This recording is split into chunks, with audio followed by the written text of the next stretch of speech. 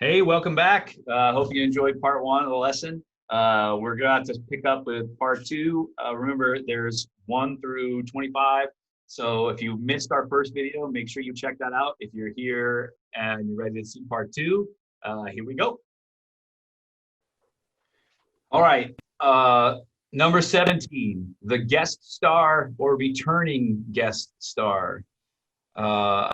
This is really popular in television where they'll bring a celebrity figure on to the show to play themselves, and then the things occur with that entity who is not an actor, right? They exist as a real person in the world. And then whatever happens, and then they come back again later as themselves at another episode to do the same thing. So if you get like Brad Pitt to show up and be like, hey, I'm Brad Pitt, and Jennifer Aniston as the character in Friends is like, oh my God, I'm dating Brad Pitt, right? Like McDreamy, and they come back over and over again on the show. I don't think it was actually Brad Pitt in Friends, but I know there was a celebrity relationship. I just can't remember what it is. How I Met Your Mother does the same thing. Neil Patrick Harris's character has this infatuation with William Zabka, who was the star of Cobra Kai, right? And this is before Cobra Kai was popular, and actually I think helped bring Cobra Kai to life because it built up the fan base following around William Zabka, the actor.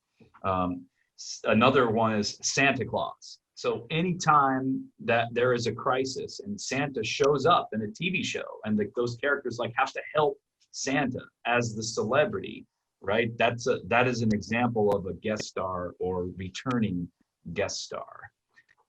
So you probably in your own video watching probably experience when a celebrity shows up out of the blue in a TV show. It's a ratings grab too, because you know a famous person that you know from something else is going to be in this show. You tune in, which maybe you wouldn't normally. So it's a ratings ploy. It's a ploy to retain viewers. That's why sometimes a returning guest star, you look forward to them coming back, or they have an arc. So the returning guest star is, I think of Friends. Again, Mr. Carter mentioned it, made me remember Tom Selleck, who was a really famous actor in the 80s. He was almost Indiana Jones. Like this close to being Indiana Jones. So he had a pretty long guest stint on Friends. He was a popular guest character. So, and sometimes, in rare cases, those guest characters start to become regular characters. Yeah. But usually, you can't do that because they're too expensive. Deliver one of your requests. Oh, thank you, Marshall. Oh, not that one. An appearance by my all-time idol, the Karate Kid. The Karate Kid was an uplifting 80s classic about a teen, played by Ralph Macchio, who defeats the local jerk, played by William Zabka. At least that's how most people saw it. Here he is, just as hot as when his Tiger Beat photo spread gave a young girl the courage to explore the suddenly unfamiliar topography of her changing body. The Karate Kid! Hey, Barney, it's Ralph. Listen, it's always flat. No! I hate Ralph Macchio. I hate him. He is not the Karate Kid. The Karate Kid was William Zabka, star pupil of the Cobra Kai dojo, whom this monster defeated with a cheap, illegal head kick in the most tragically haunting film ending of all time. Oh, see, I thought you meant fun crazy. So how you would use returning guest star? What do you think? If you're doing a thing and you want to use a guest star in your project, you would need to find someone that we would all consider a celebrity. So good luck with that. All right. That may not be the best choice to recreate this trope, but yeah, that's if you can score a celebrity, that'd be awesome. Yeah. So catchphrase. Catchphrase is another one of those cheap laugh things, but What a catchphrase actually does is a thing that a character says over and over again, that you can put on a shirt or that is instantly recognizable. So there's like an element of marketing to it too, but as human beings, we enjoy familiarity. We like it when we know what to expect. Like, oh, I bet my favorite character is about to say his famous thing. And we enjoy that feeling when we're watching a TV show, which is why catchphrases exist. It's easy to dismiss catchphrases as kind of silly. And I often do dismiss catchphrases as kind of silly, but there really is not only a psychological reason, but more importantly, there's a really great marketing reason. Here's some catchphrases, just a few of them. There's a massive mashup on YouTube. Cool. You know, I never really thought about this, Mr. Carter, but Yabba Dabba Doo. Yeah.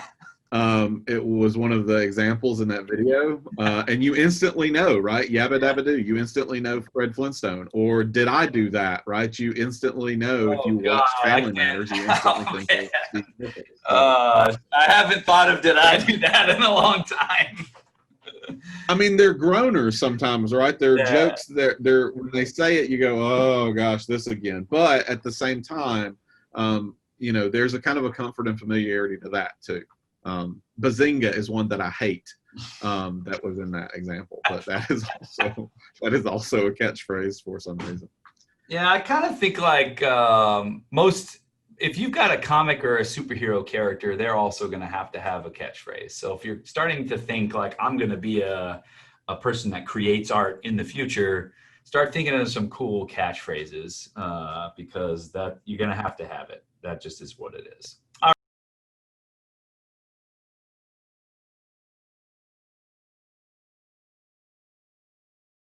A, I rarely kid, and B, when I do kid, you will know it by my use of the word bazinga.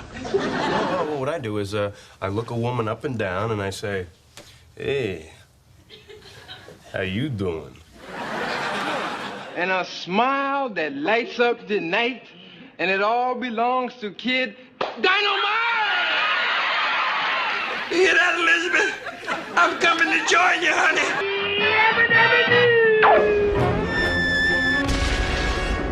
Oh my God! They killed Kenny!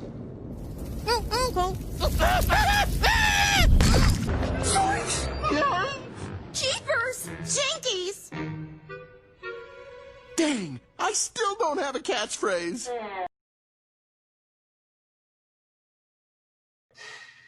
Number 19, everything is a dream. That's pretty much exactly what it sounds like. You watch an episode or a part of an episode as an audience member, and you're like, did this really happen? And then all of a sudden, the character wakes up, and everything was a dream.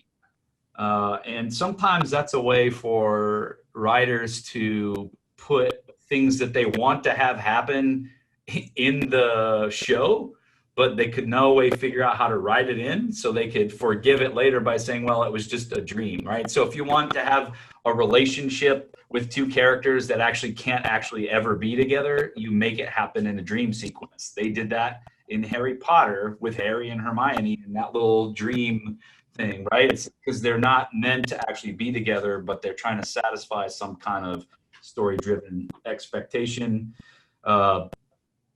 A lot of times, especially in current television, The Sopranos comes to mind, where you have like a villain who is doing things wrong and you really want to see him get taken down. He has a dream about that, like what's going to happen and the consequence for telling the future, but he wakes up and he's not actually busted.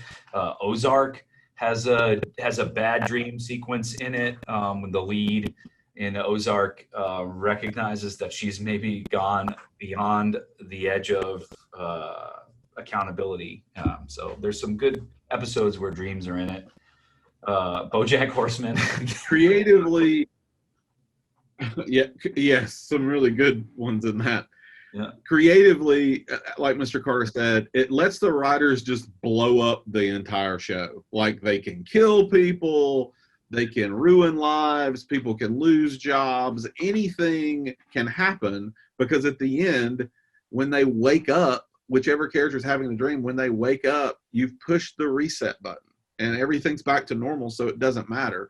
But as a writer, as a creator, as an audience member, you still got to experience all these crazy things. Sometimes, I think in the modern equivalent of that is the alternate universe. Yeah. Oh yeah. Like that's the alternate that we can do that now. We take your characters to an alternate universe and they experience all this weird different stuff. And then at the end of the episode, they just go back to their regular universe and it doesn't matter anymore. So that's sort of the modern equivalent. Yeah, I would say if a lot of times writers get a contract and they have to deliver 12 episodes for the season. And they have a really good story arc for 8 episodes, and they have to have 9, 10, 11, and 12. So what they do is they move a dream episode into one slot right around episode 4 or 5. They have generally they have a bottle episode somewhere in 6 or 7, and then around 8 or 9 they just have an episode full of recaps, and that reminds me of Serenity, right, in Firefly, where the entire episode is just him in his bed remembering all the things that have happened in the entire season already as he's like passing out from lack of oxygen, right? He's asphyxiating and he's dreaming about all the people that he's about to lose, and that causes him to save the day. But like, it's a good way to stretch the season a little bit.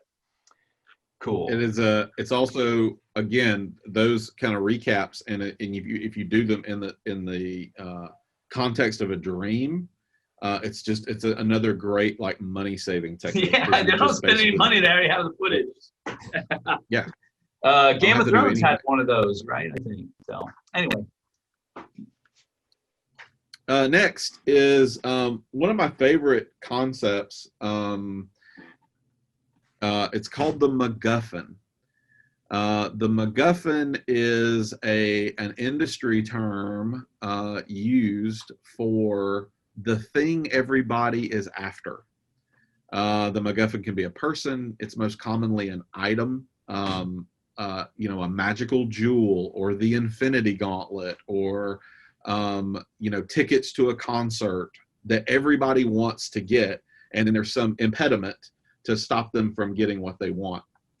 So the basic premise of storytelling is that you want to think about your character's goals, like what are their wants and needs and what are their goals, what are they trying to achieve. And MacGuffin is just a cheap, easy way to just invent something and drop it into the show.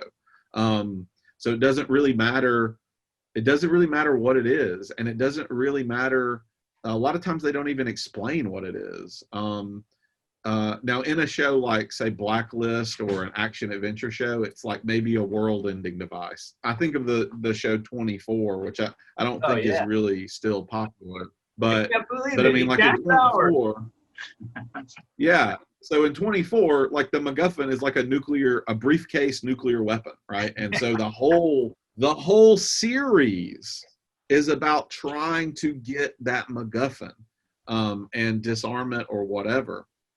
But there are famous examples of MacGuffins that aren't really ever even explained. Like there's a famous movie called The Maltese Falcon, and you never even know why the Maltese Falcon is important, really. It's just everybody wants it. So everybody's going after it, and that creates an artificial conflict between groups of people. There is a musical theater mockumentary called Waiting for Guffman, where the character Guffman is supposed to come and review this local community theater show and then take them to Broadway. And the word Guffman is a play on MacGuffin, which means he never shows up. They wait for him the whole time. They're all sad. Everybody wants him to be there, and he just never comes, and no one knows anything about it. So so if you want a crash course in TV tropes, you should watch the series Community from beginning to end, because it is just based, like they have entire episodes. There's one episode where they just talk about how they're in a bottle episode the whole time. So if you want like a crash course in all these concepts, that's a great show to watch. They wait around in one episode for this group of psychologists to come to the little community college and do a survey of their performance, and it's called the MacGuffin Institute. So I mean, that's like that term has just become so embedded in the language of film and television that if you know what to listen for, you hear it all the time. A pinch of salt? Plankton, wait! 3 teaspoons of chopped onions. I'm warning you. A cup of love. Don't do it! Mixed together with the most important ingredient of all, 4 heaping pounds of freshly ground plankton? I warned you.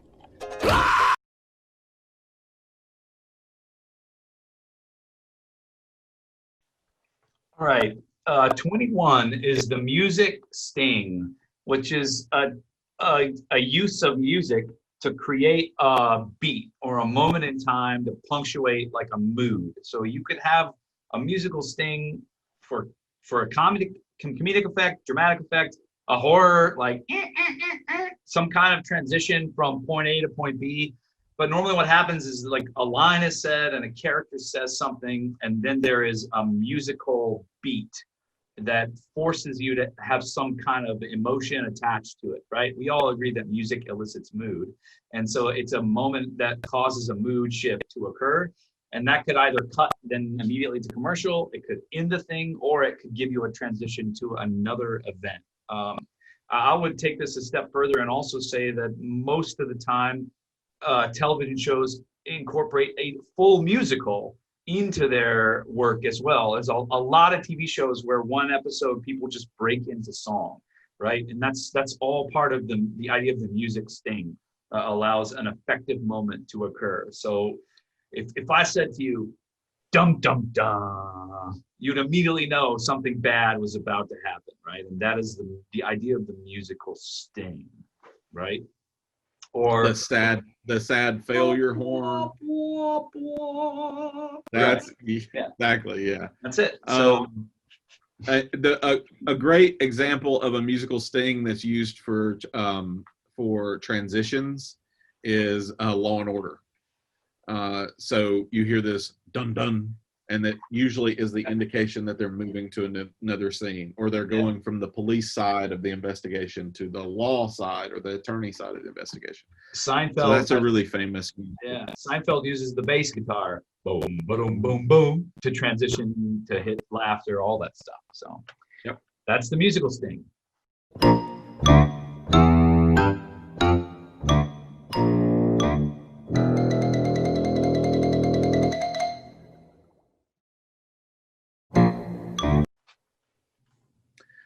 Next is number 22, Buddy Cop. Now, I'm going to say it's Buddy Cop in quotation marks because it doesn't necessarily have to be a relationship in a cop, but that's kind of the way where it originated in television, is you have 2 cop characters that work together. They're partners. Maybe they don't want to be partners at first. Maybe they've got that opposite sibling thing trope that we talked about before, but they find a way to work through that. Or maybe they just have a great chemistry right from the beginning. Mr. Carter has mentioned a show called Psych several times. That is a wonderful example of a buddy cop movie, buddy cop theme or trope, because the 2 leads in that have this rat-a-tat back and forth. They're 2 very different characters that play off each other very well. And the reason why it's such an important trope is because often it's the entire premise of a show. The show isn't about what they're doing. It's about their relationship. It's about the buddy cop part of it. There's a famous, it's been remade into a comedy movie, but there was a popular 70s TV cop show called Starsky and Hutch. And the name of the buddy cops, that's the name of the show. That's how important these 2 characters and their relationship was to the entire series. So you see buddy cop relationships every. No, I'm sorry, Mr. Carter. I was saying the contemporary children's shows use that all the time. Everything my kid watches is a buddy cop show. Sophia the First, True, The Octonauts, PJ Masks. They're all buddy cops solving a crime together. So. Yeah, it's two people, having an adventure, trying to solve a problem together, and it's that chemistry between them that helps them succeed. Law and Order is another great example. They've had a bunch of different, pairings of two attorneys or two cops, and the fact that they can play off each other and they can work through things in different ways and they have different perspectives helps them achieve their goal. And they can always rely on each other. So it's a super common trope. Doesn't have to be cops, but that's just what the trope is sort of known as. 90s movies, Lethal Weapon, and Bad Boys are like the way. Another 48 Hours, Rush Hour. Yeah, Rush Hour. These are all. Oh, man. Yeah. Jackie Chan. All right, sweet. We have an example to show you for that, so I'll let you take a look at it. All right, we're moving on.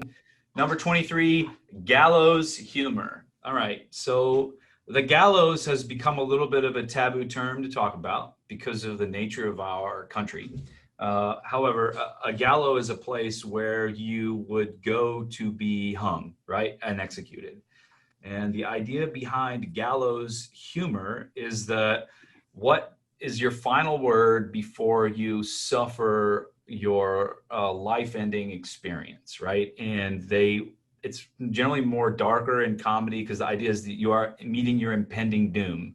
And then whatever you have to say, if it's something that's meant to be funny at your last moment of life, is the idea is that's the gallows humor, right? So whenever you have a character that's facing a situation that's life or death, and it's looking like they are going to lose, whether they do or not, what do they say next? And that is sort of the gallows humor perspective. I think the most recent, most popular example of true gallows humor comes from the Netflix Western that just came out recently, Ballad of Buster Scruggs. I know it's not TV, but the guy is literally in the gallows and he looks next to them. He's got the rope around his neck and the other guy is terrified of being hung and he says, "First time?" Right? Because in the series, he's been like up getting hung like 3 or 4 times in a row. And it's a really funny thing to say, like, yeah, it was my first time because once you're hung, you're dead. So that meme has become super popular. And gallows humor is, it's a real thing that exists outside of the actual gallows. Gallows humor is a way that people, it's a term used for people who are coping with a dark subject matter with humor. It's a coping mechanism. We all do it. I mean, how many memes and jokes about 2020 and the coronavirus have you seen, right? That is gallows humor. We're dealing with something serious with humor. There's nothing wrong with that. It's a common psychological thing that we do as humans. So it's a common trope we see in television. There's a show that's highly regarded as one of the greatest shows of all time. Probably not something that would be super popular to today's audience, but it's a show called MASH. And it was in the 70s and 80s, and it was based on the Korean War. And the Korean War it's a war, so it's terrible, right? And we're following a group of army surgeons, and that it certainly began as a comedy. It got much more serious as the show progressed, but that's how they dealt with the terrible things that they had to deal with. So that's a trope that really is the concept for that entire show, is gallows humor. So, House is another kind of modern example of that. He's always got some sort of wry, sarcastic comment about a life or death situation.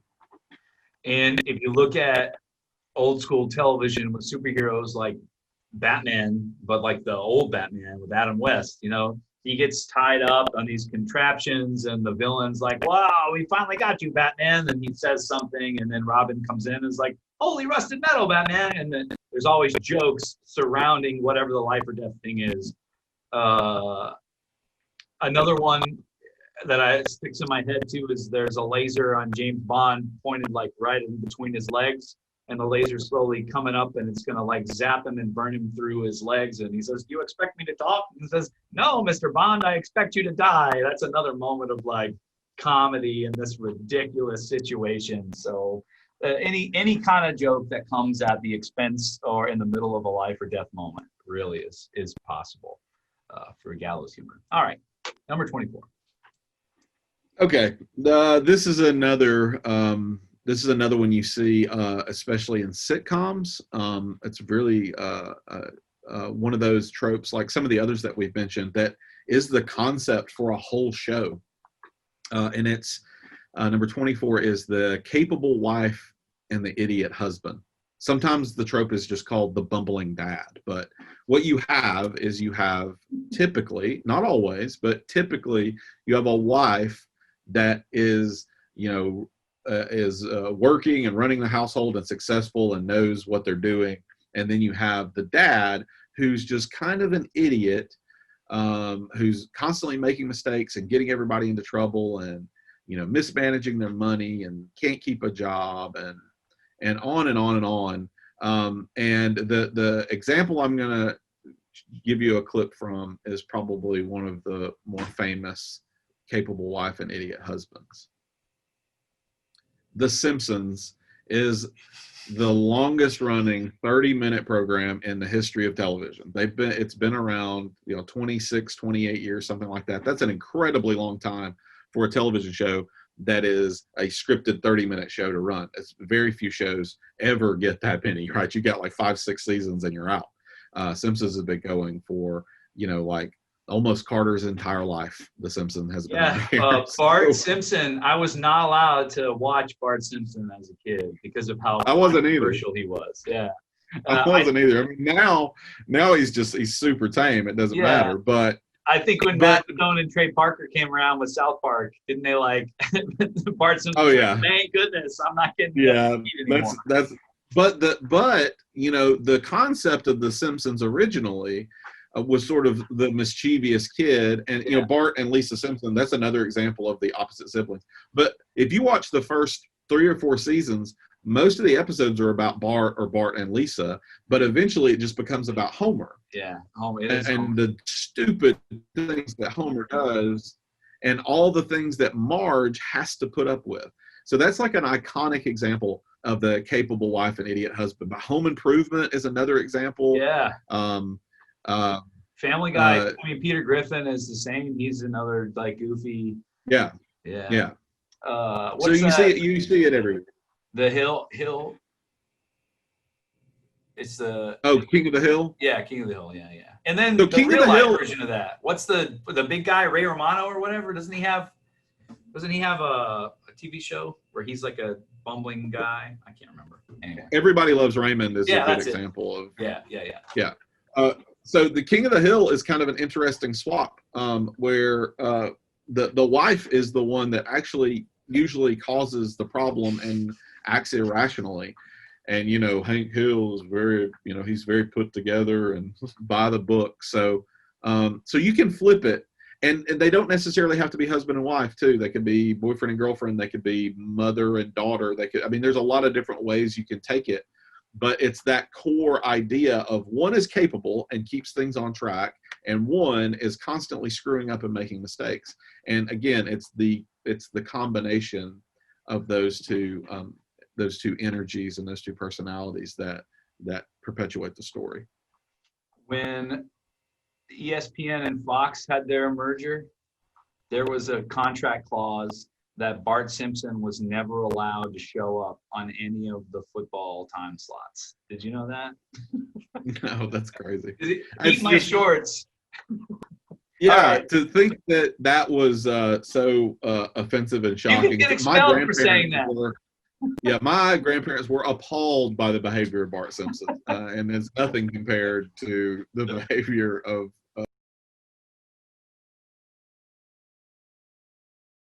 We see that Marge was once a bright young woman with varied interests in language, arts, and social justice. After meeting Homer, she falls for his doofy charm and gets knocked up at a young age. And the rest, of course, is history. When she does have an interest, like painting, being part of a play, or singing, Homer is either oblivious or resentful. Why can't you be a little more supportive? Because I don't care. Even when she becomes a cop, he refused to take her seriously. Ooh, I'm Officer Marge. I'm gonna arrest you. Hey, whoa, what?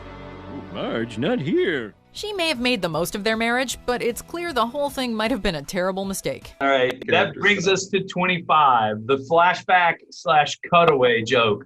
That reminds me of the time when, and then boom, something completely unrelated and insignificant occurs and shows up. Family Guy does this like every episode, 3 times an episode. You'll see an example here. And literally anytime there's anyone that says, wow, that reminds me of when I did this, or hey, remember when you did that? And then you get a cutaway and we see whatever happened in a flashback, right? The flashback. Clarissa Explains It All used to do flashbacks a lot. I think every episode uses a flashback to enhance character too, and elicit laughter or to give you some kind of growth or moment. It's like the cutaway joke is obviously usually just that, right? It's a joke. But the trope of a flashback you see in, I don't know, probably every TV show ever has a flashback at some point. A character remembers something from their past and we see it. It's a good way to change the way an audience feels about a character. So if you don't like a character and they've been written that way, and the writers need you to start attaching to them because they want them to change their arc, you can use flashbacks to pull at the heartstrings as a storyteller. Or you can do the opposite. Like you have a guy who's a really good guy, and now you want them to start not liking him. You can show them something he did in the past that wasn't so good, and you'll start breaking those threads of connection. Yeah, except for the time Dad hit that deer. Yeah, looks like it's just a ding. There's no reason to get the insurance companies involved. Well, I should still take down your information, though. Really? Because you could probably just buff that out. I would really feel better if I got your information. Yep. I think we got one more to go. Oh, we do have one more? What's the one more? Well, it's a holiday episode. Oh, yeah. That's right. This is the last one. Yeah. I'm sorry. Holiday episode. It's just that. It's a holiday episode. It's an episode that the entire structure of the story and the conflict that occurs can be enhanced by or completely based on the holiday. So this can happen in hour-long dramas. It just so happens that what is occurring happens around Christmas time, or Thanksgiving, or the New Year, or whatever, and that enhances the drama in some way. But then, again, a lot of these tropes are commonly used to formulate sitcoms. Sitcoms become known for their holiday episodes, so it's an expectation. And the Christmas episode is probably the most common one. Second most common is probably the Halloween episode. But then, we're going to go back to the example of Friends. Friends became famous for their Thanksgiving episode. They always had a Thanksgiving episode, and that was their holiday episode. Now, obviously, you can't do a show and do an episode for every holiday, but the holiday episode is something the audience comes to expect. It's something that gives the writers sort of a structure to work around, or a useful tool to build tension or character relationships, or will the main character get what they want for Christmas, and what is what links will they go to get it, and all this stuff. So it's a useful tool for storytelling, but it also gets audiences to tune in. You want to watch something around Christmas time. You want to watch what your favorite TV characters are doing for their Christmas that year. There's all those things that go into holiday episodes, and holiday episodes are, again, they're one of those things that you could probably find a episode with a holiday theme or sub-theme in every TV show that there's ever been. Even Star Wars invented a holiday to do a terrible holiday special. So So that's just super common. Slapsgiving, that's the one that resonates with me, that I remember regularly. How I Met Your Mother, I guess, where they like made a bet over Thanksgiving, and it's like every Thanksgiving he gets slapped in the face, and he's like, I don't know when the slap is coming. He's taunting me, and at the very end, you think it's not going to happen because they've all made the agreement, and then he gets slapped so hard he like falls out of the chair. Oh, it's so funny. So that's and again, familiarity. So like a closing thought, I'm going to say a little bit, and then Mr. Carter may have some thoughts too. But the reason why we teach you about tropes is not to teach you like, oh, these are common things, and you don't want to do the same old thing over and over again. It's not that you should dismiss these as, oh, everybody does that, so I'm not going to. It's so that you understand why they occur, and the most creative thing you can do is you can take these tropes and put your own spin on it, and your own perspective. That Slapsgiving example Carter just said is a great example of it. Yeah, there's going to be a holiday episode, but this holiday episode is going to be a little different, and it's going to occur every year. So how do you take these tropes and sort of make them your own, or do you make them unique? And a lot of these tropes, if you notice, they have a psychological component. There's a reason these tropes are there. It's because it gets in the audience's brain, and the audiences respond to it. And sometimes you are creating something for an audience, so you have to consider their wants and needs and that sort of thing. Is it worth $10? That's Carter's famous question. And you are asking that of your audience. So you use these tropes to make the audience comfortable, to make the audience respond in the way that you want them to respond. So they have a utility, even though they may seem sort of silly or they may seem outdated.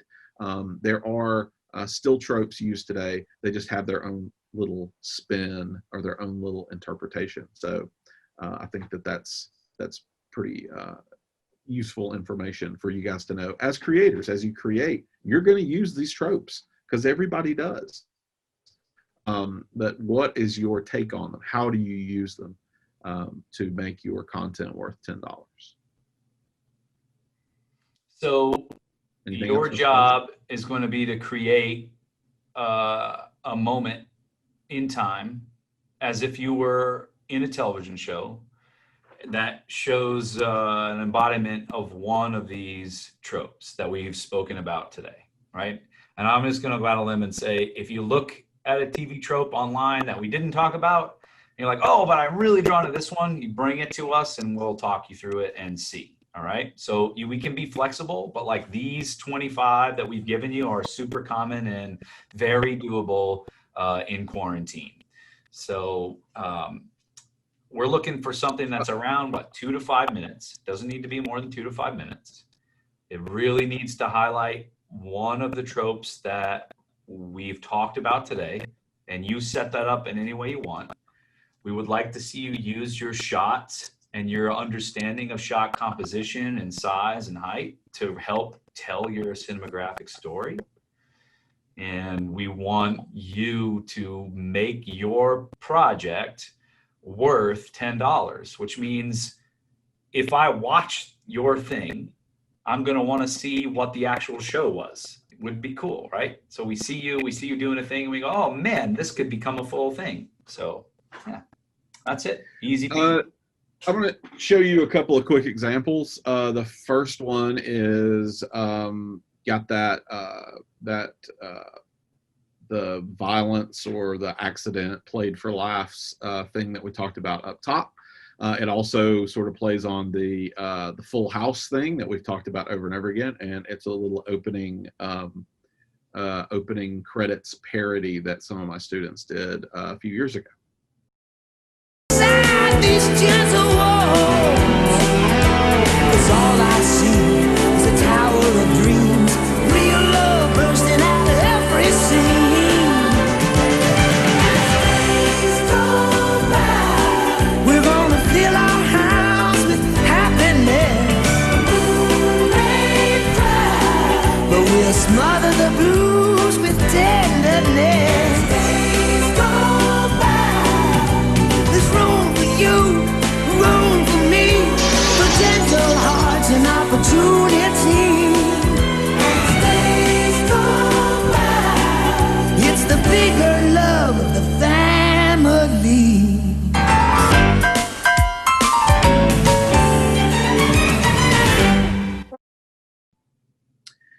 And then one other clip I'm going to show you really quickly is, as Mr. Carter said, this should be easily doable in quarantine, even if there's only one of you. This is an example of a scene played by one person, just turning a different way to the camera or putting on a different, putting on a wig or a hat or whatever. It's very typical on TikTok. You find it all the time in those little comedy skits. So here's an example of how it's doable with just one person and just one camera. Man, I was wondering if you wanted to... Wait, hold on. I just want to catch the news real quick. Oh, okay. Yeah, hi there. Hello, it's me, Brett Newscaster. Welcome to the news. He's great. Cool. Tonight's top story, you are in the near future going to be killed. What? Oh, yeah, I heard about this. This might happen for a wide variety of reasons. Could be a pack of rabid raccoons, could be a tornado. Experts are advising that anyone with plans and hopes for the future should probably cancel those because you're gonna die. Wow. In other news, some people are reporting that a man that claimed that cable news profits off of keeping its viewers scared and hopeless through sensationalist headlines spontaneously combusted this morning. Oh my God, I know. Can that line of thinking lead to suddenly bursting into flames? Well, I certainly wouldn't risk it. So get creative. Yeah. Yeah. I mean, that's, that you work with the constraints that you have, and, sometimes that makes some creative genius happen. So even though you're trapped, make some magic with these this list of 25 tropes. If you have a trope that you would like to use that we did not list, please get with us so that we understand what you're going for. And 2 to 5 minutes is your video requirement. Other than that, that's it. As long as your video makes us we watch your video and we're like, oh, that's this trope. Clearly, look at that. It happened. As long as that happens, then there really aren't any other requirements. We'll give you a final example. We're going to freeze frame out of here. All right. You ready, Mr. Lee? I'm ready.